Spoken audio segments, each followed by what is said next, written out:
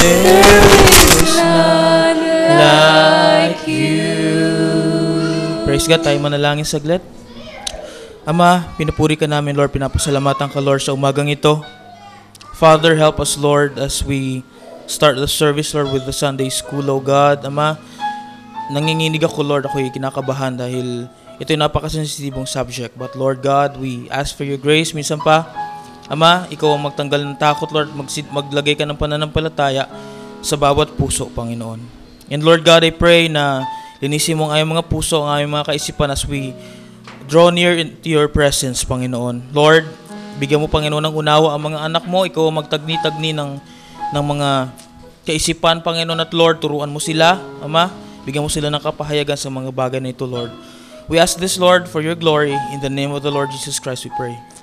Amen. Praise God. Makakaupo na po kayo, mga kapatid. And mga kapatid, magsisimula po tayo, mga kapatid, sa ating chapter 2 ng ating Sunday School, which is Mark of the Beast. Pero so sisimulan natin ito ng isang video, and then tatalakay tayo, and then tatapusin natin ito sa dulo ng isang video. So, okay, kung okay na po yung ating video, 5 minutes po ito. Obserbahan nyo po, nilagyan ko siya ng caption para mas maintindihan po ninyo, kayo po na medyo may difficulty sa mga Tagalog, okay? Ay, sa English, okay? So meron po diyang Tagalog na subtitle po, tingnan nyo na lang, okay? Sige po, play. Vice President Joe Biden calls the newest graduates of the Air Force Academy strategic thinkers as well as warriors, and the future of the New World Order. It allows us to refocus our intelligence and military assets and resources to other parts of the world where they are needed, where we face new challenges. This is the world you are graduating into. This is what I want to talk about today with you for a few minutes. I believe we, and particularly you, your class, has an incredible window of opportunity to lead in shaping a new world order for the 21st century in a way consistent with American interest and the common interest.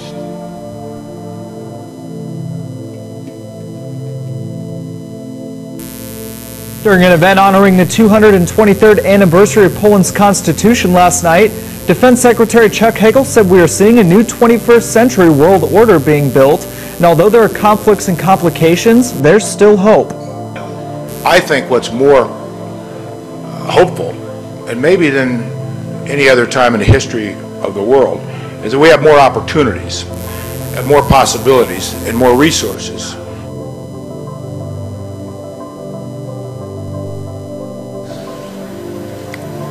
We meet here at a moment of testing for Europe and the United States, and for the international order that we have worked for generations to build.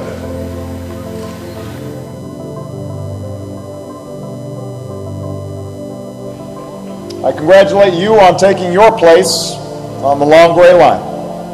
But the world is changing with accelerating speed. This presents opportunity, but also new dangers.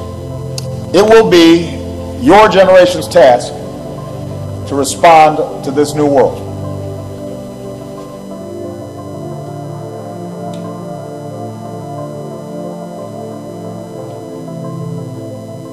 Over the last 2 years, journalists and activists have been fighting a specific provision in the annual National Defense Authorization Act, or NDAA, through a lawsuit called Hedges v. Obama. It's called Section 1021B, otherwise known as the Indefinite Detention Clause, which gives the U.S. military the right to indefinitely detain U.S. citizens anywhere in the world, including right here in America. This not only attacks your First Amendment rights, it attacks your Fifth Amendment rights, your Due Process Clause, because this gives not the U.S. government, but the U.S. military the right to detain you and indefinitely with no due process. We have before us the opportunity to forge for ourselves and for future generations. Yan po yung tatay ni Bush Jr. So yan po yung si Bush Sr. Kung titingnan nyo, parang kakaiba siya, di ba? Bush Sr., tapos si Clinton, tapos yung anak niya ulit, si Junior naman. And pag tinan niyo po yung binabanggit niya, bumabanggit siya patungkol sa darating ng New World Order, and all of a sudden, pagpasok ni Bush Jr., there's a radical change that took place in the United States. Anong pinaka-tragical na event ang natatandaan nyo na fresh sa memory nyo na naka-apekto worldwide? Okay, very good. Tuloy po.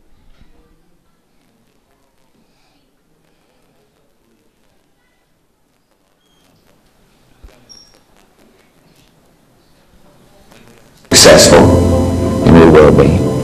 We have a real chance at this new world order, an order in which a credible United Nations can use its peacekeeping role to fulfill the promise and vision of the UN's founders. Now, when I was in America, I don't often say this, but I might as well say it here tonight. My driver, who has carried all the prophetic preachers across America before me, told me, he said, every time we get to a bridge, you watch. And we went through 38 states in 2.5 weeks, and every bridge we went near, there were men working underneath it, putting in steel girders. He said, that is for the United Nations tanks that are going to come in and take over America shortly. Is everybody clear what I'm saying tonight? This goes on tape. The whole of America will be inundated with United Nations troops. In fact, they're training now. Heavy artillery rocked downtown Tampa today as military gunships and helicopters roared by the convention center. Now, this was all part of the annual Special Forces Operations Convention. While it wasn't a real invasion, our Chris Trankman says it looked about as real as it could get. This was different. This was a first for me. Usually no one sees what we do. The display featured Apache helicopters speeding overhead, while bigger Black Hawk choppers carried highly trained operatives as part of a make-believe invasion. In the distance, they must travel to the target. The spectacle rivals any show. I'm living alone, and everywhere that I go, this world's full of trouble and pain. And there's murder and crime, this is the end time, when people are going insane. But I found a release, my heart is at peace, since the word of the hour settled in. And with troubles untold, my anchor will hold to Jesus again and again. Oh, this world is falling apart, and I'm so glad Jesus lives down in my heart. Oh, I'm carried away in the light of today as the world gets so. Okay. Ginawa ko po yan kasi gusto kong bigyan ng platform yung ating pag-uusapan ngayon. At balik po tayo sa PowerPoint. Okay. So, nakaraan pinag-usapan natin yung chapter 1 ng Mark of the Beast. Hindi ko alam mga kapatid na haba ito. Ito lang, may plano ako pupunta sa Bicol, kaya lang all of a sudden biglang may binuksan si Lord. Because again, next time na lang yun, bahala na si Lord doon. So, mga kapatid, ang pag-uusapan natin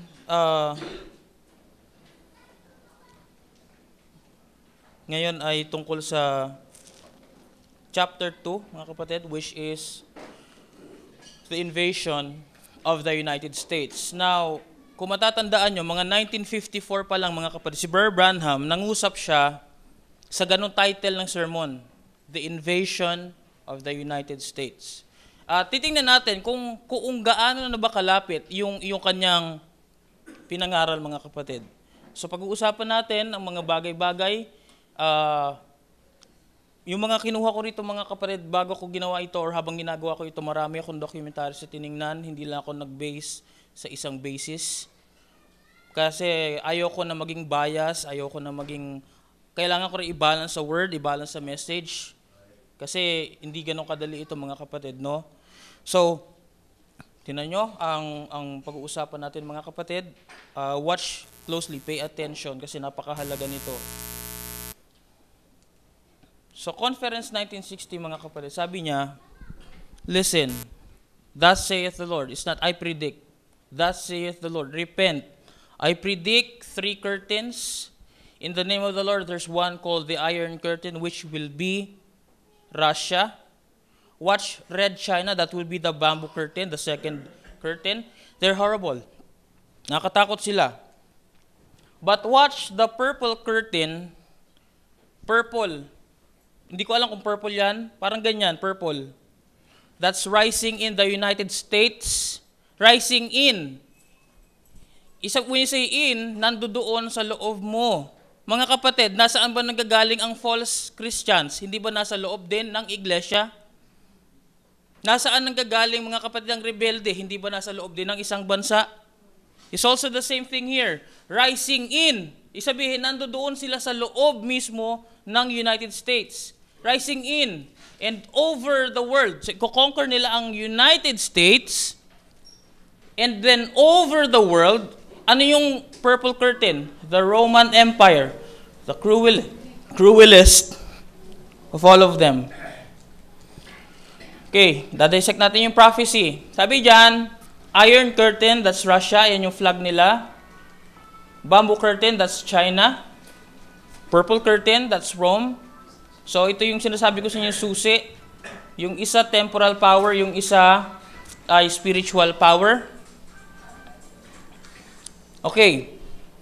Now, United States is where the purple curtain will rise. Tignan niyo yung kulay dilaw, mga kapatid. America is now the arm of the Vatican. So when you say arm, ito ang arm ko, di ba? Kung ano yung gagawin nito, attributed kanino? Sa akin. Kung ang Amerika ay arm ng Vatican, kung ano yung ginagawa ng Amerika, ito ay attributed kanino? Sa Vatican, right? Kasi kamay ko ito eh. Ako, nag-a-attribute ito sa akin. Bumabagsak lahat ito sa akin. Okay, para mas maintindihan nyo kung ibig sabihin ng arm. Observe this principle, mga kapatid, ha? Yung Roman Catholic Church, they will always support any man. Please lang po, paki-silent nyo lang po yung cellphone kasi medyo nakadistract. The Roman Catholic Church will always support any man or nation that has thirst for conquest. Si Roman Catholic, kaya nga sabi siya patotot, no? Lumalapit sa kanya yung tao o yung bansa na gustong or merong thirst para sa invasion, para sa conquest. Siyempre, parang bangko yan, mga kapatid. Pag kayo ba lumapit sa bangko, kaninong termino ang masusunod? Termino nyo o termino ng bangko? Sa bangko, di ba? Susundin nyo yun. Itong mga bansang ito, itong mga leaders na ito na lumalapit sa Vatican, meron silang termino na kailangan nila sundin kapag lumapit sila sa Vatican. Okay, tingnan natin. But first, they have to be subject to Vatican. Of course, a deal will be made. In other words, the Vatican's terms will be followed. Sa kulay dilaw. Ganito yung setup niyan. The church, which is Vatican, will support the said man or nation, and in return, yung spoil, alam niyo yung spoil? Yung mga samsam, yung mga nakukuha nila doon sa gera, ito'y napupunta saan? Sa Vatican. Kasi sila, magiging arm na sila ng Vatican, at lahat ng mahawakan nun, mapupunta sa Vatican, sa kaban ng tipan ng Vatican, sa kanilang treasury. Okay? Moreover, it's in the indirect way of the church to control the people by propagating its religion. Tingnan niyo yung trick ng Vatican, ha? That's also the same trick of the enemy. Kung hindi ako sikat na artista, gusto kong sumikat, gusto kong magkamal ng pera, ibibenta ko lang yung kaluluwa ko kay Satanas. Ang dali. Tapos, yung album ko, sisikat sa buong mundo, and mas sikat pa ako kay Jesus Christ. Kung gusto nyo ganun, mga kapatid, bumalisa kayo sa church ito, ibenta nyo lang ang kaluluwa nyo. Pero kung mahal nyo ang Panginoon, manatili kayo. Amen. Alright? Babel is the original name for Babylon. It means confusion. It was literally started by Cush, the son of Ham, but was brought to a kingdom of power and grandeur under his son Nimrod, the mighty hunter. Nimrod, according to the Genesis 11 account, and also according to profane history, set out to accomplish three things. Okay. Number one, He wanted to build a strong nation, which he did. Number 2, he wanted to propagate his own religion, which he did. Number 3, he wanted to make a name for himself, which he also accomplished. Now, nung elementary ako, ang turo ng teacher ko ganito. May tatlong G. God, gold, and glory. Medyo hindi totoo yan, mga kapatid. May katotohanan pero partly. Sabihin ko sa inyo, mga kapatid, may tatlong R. Yung kulay dilaw, rulership. Itong parang dilaw na ito, na parang gold, religion. He wanted to make a name for himself, that's reputation. Okay. So, binangkit ko na sa inyo ito minsan. The light, yung liwanag, which is the gospel, always moves westward. Even geographically speaking. Yung orasan natin, mga kapatid, late. So, siguro meron lang akong 15 minutes or 10. Then after a while, as they watched it strangely one night, it began to move. And we always move with the light. And the light began to move westward. Okay, kung yung liwanag, mga kapatid, yung gospel, nag-move pa west, kailangan din natin mag-move pa west. Hindi lang tayo, mga kapatid, sumusunod sa gospel. Yung diablo, sinusundan niya rin yung pagkilos ng gospel. Alright? Think of this. As the gospel moves west, the enemy follows it. As the gospel is westward, so will Satan follow it to hinder it. Now, let's go back to history para maintindihan nyo kung anong sinasabi ko, mga kapatid. Historical facts. 1492, yung Amerika, mga kapatid, yung North, Central, at saka Southern America, were discovered by Christopher Columbus. And then later named America, later was named America derived from Americus Vespucci, an Italian voyager from Spain. So, pansinin nyo yung term, Spain. March 16, 1521, Magellan discovered the Visayan Islands. Hindi sila nagkaintindihan kasi si Magellan, mga kapatid, ay Espanyol o Portugis yata yun. Yung problema, yung kausap niya, waray-waray man.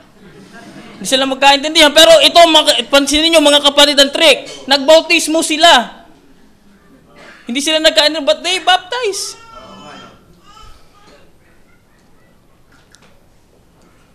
Then later in Spain, so 1521, 19 years later, the Society of Jesus, also known as Jesuit Society, was formed to counter the Reformation. What's that? Sino pa rin yan? Spain pa rin yan, mga kapatid.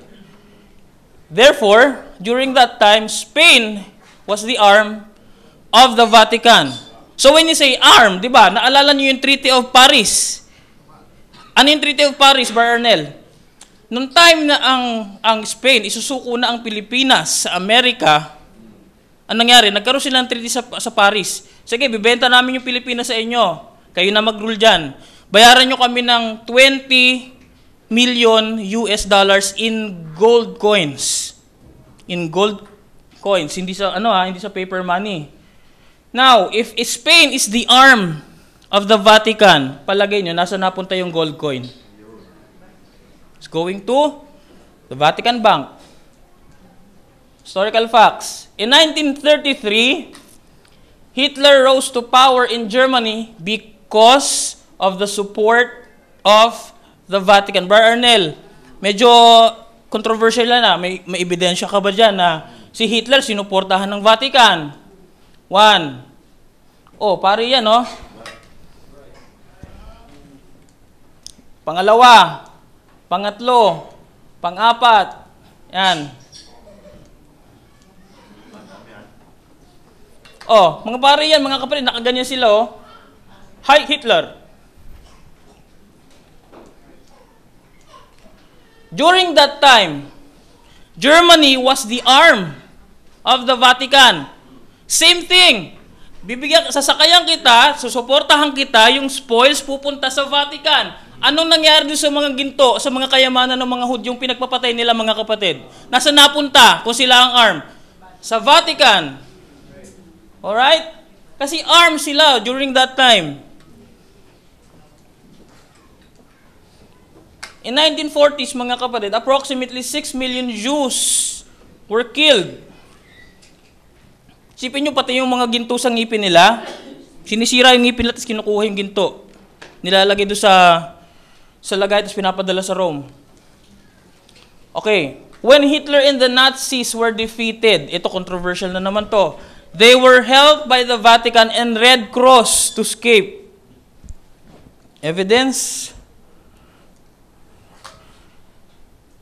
The Guardian. So, pansinin nyo, winner of the Pulitzer Prize. Alam nyo ang Pulitzer Prize? Hindi yan basta-bastang prize.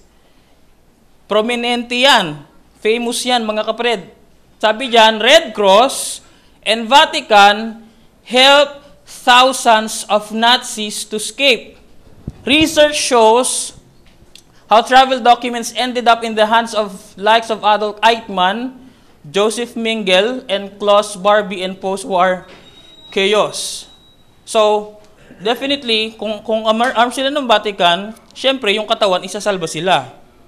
Kaya nga maalala niyo yung vision ni Brother Branham about kay Hitler, mga kapatid, tiningnan ko yung vision. Sabi doon, si Hitler mamamatay mysteriously.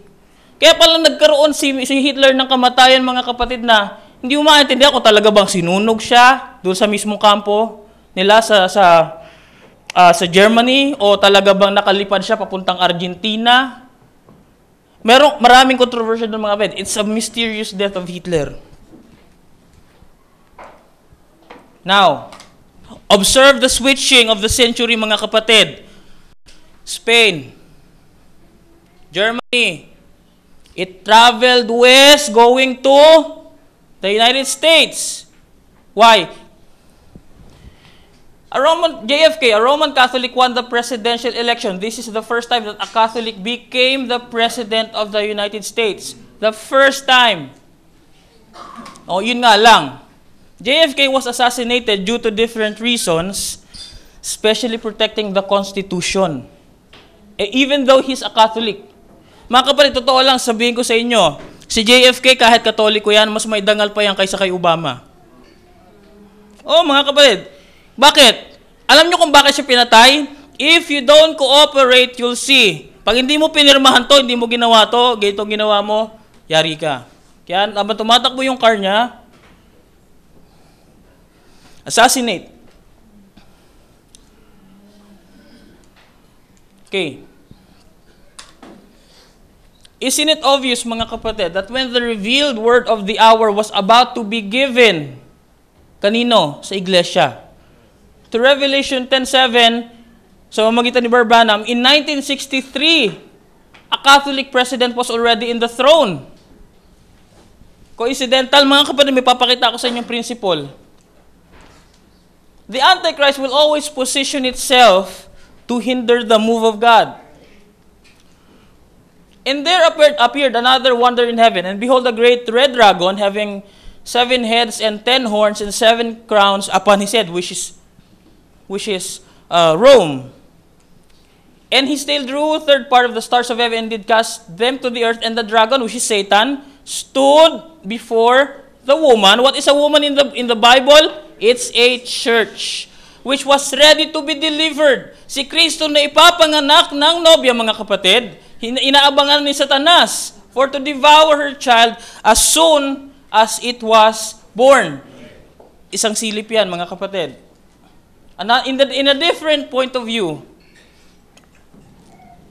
the Lord knew that the Antichrist is about to reveal himself.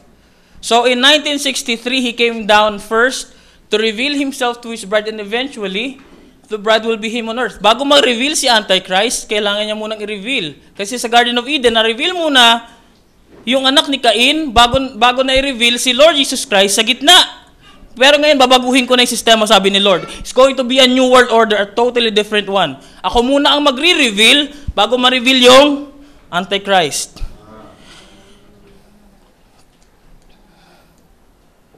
Okay, the ties between Vatican and the White House became more vivid, mas naging makulay during the time of President Ronald Reagan. So yun yung mga pictures, mga kapatid. President Ronald Reagan and Pope John Paul II conspired in breaking down the USSR. Tandaan nyo, 1960s, hati ang world between the West and the East. East is led by Russia or USSR. And then yung West, mga kapatid, nakalin sa Amerika. So, brinake nila yung Berlin Wall. Ayan, no? How, ano yung kulay pula?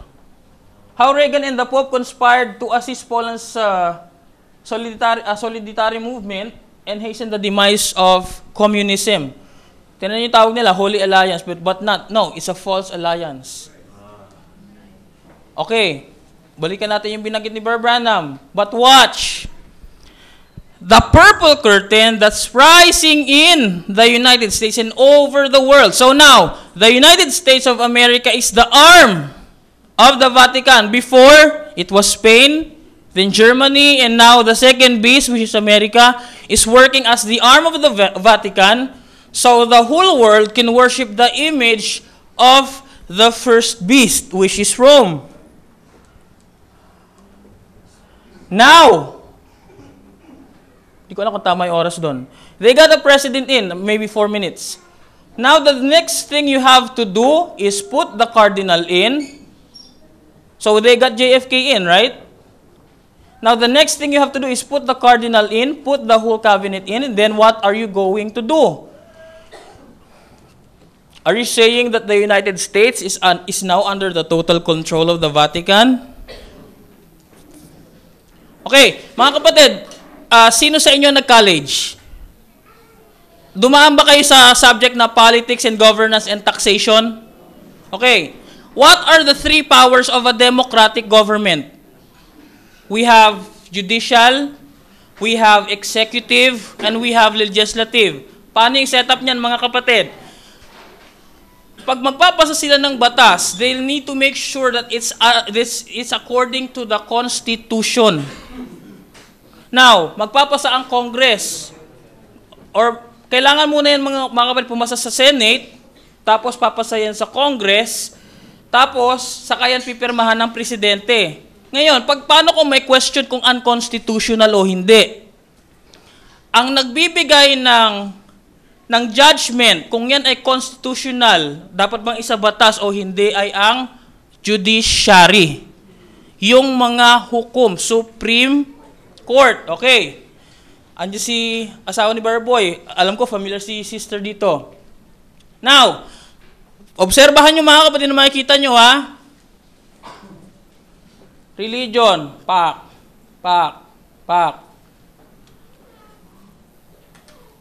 Ang judiciary branch, mga kapatid, sila ay invaded na ng Catholic. Okay. Ano naman Brother Anel kung invaded ng Roman Catholic?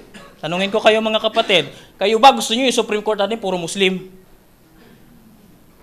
Gusto niyo puro Muslim ang Supreme Court? No sir, bakit? Yung sigurado yung mga batas na ipopromulgate niyan, about Muslim. It's also the same thing in America, kaya may question yung CNN.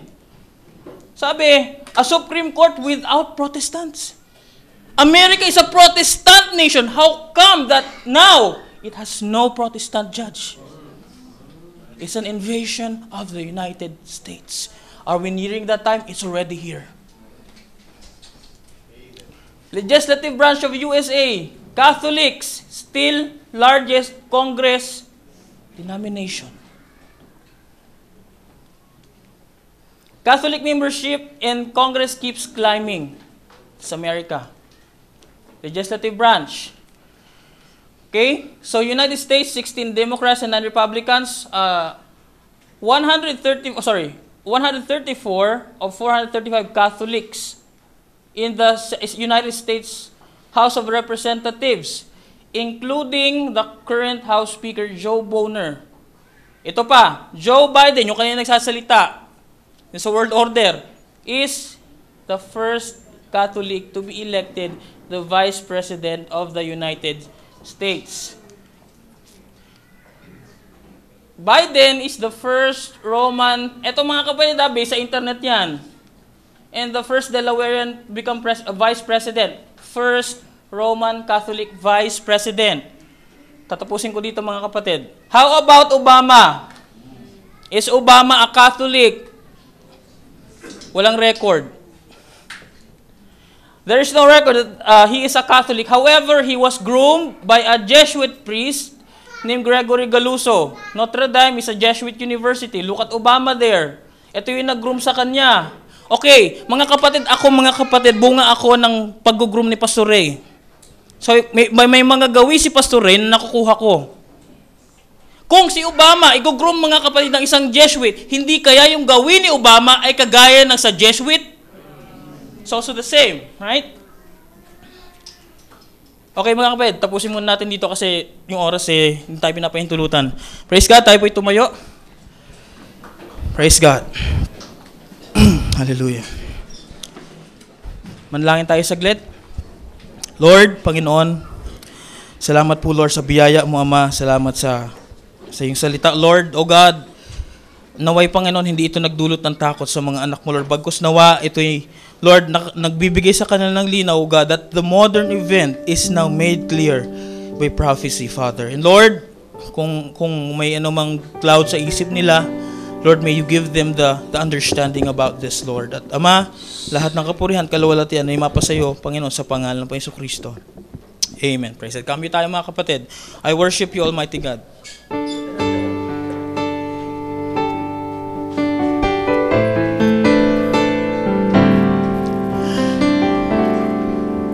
I worship you, Almighty God. There is none like you. I worship you, Brett.